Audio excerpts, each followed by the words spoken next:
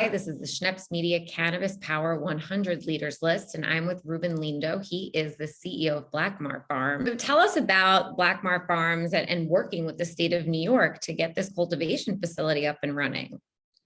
So we're actually not working with the state of New York. We're working with an individual who's a Seneca Nation individual. His name is JC Seneca.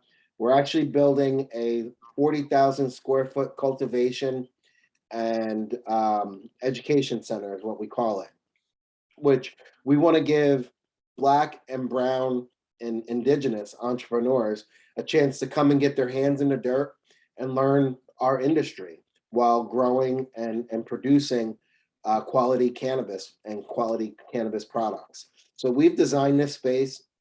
It's in Irving, New York, on the Tall Chief territory on Seneca Nation.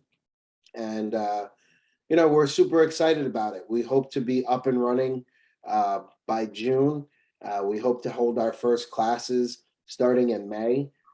We're going to give people a chance to come in and see what it takes to build a facility and then manage, run, and then grow cannabis out of a facility.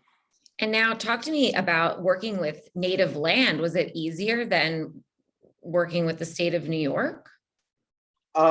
Essentially, yes, because we could get started right away.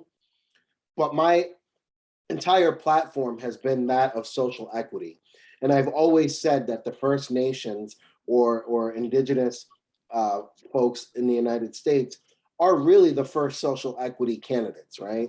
If we think about history and how we ended up where we are today and what they went through, I've always thought that working with natives allows us to really put forward that social equity and justice initiative. So going up there, it was easy because they're sovereign.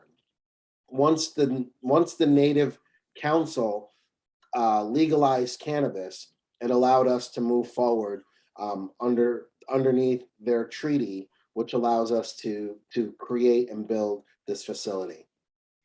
So how will it work moving forward as the state writes rules and regulations for cannabis? Will that impact your work through the native territory? It will, but our hope is that the project that we're doing with the natives will be the segue into us transitioning that facility into a state-sanctioned and licensed facility. However, if the state doesn't allow us to do that, we will still operate that facility as an education and training center and create the products that will stay right on the reservation for the indigenous folks. So what are some of the products that you will be launching and coming out with? Well, it's great. I'm glad you asked that. We are obviously going to have flower. We have a very high-end luxury craft flower that we create. Obviously, you can see here under the Urban Couture brand.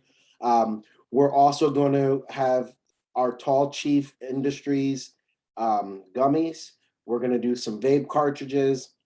And we're going to do all really clean, cutting-edge technology things, right? We may get into the shatters and we may get into some of the concentrates, but we're really going to focus on our gummies and our flower to begin with. And some of our. So how can people purchase these products? Well, unfortunately, the only way they'll be able to purchase them is if they go up to the reservation, because by nature of the law, we can't sell them off of res.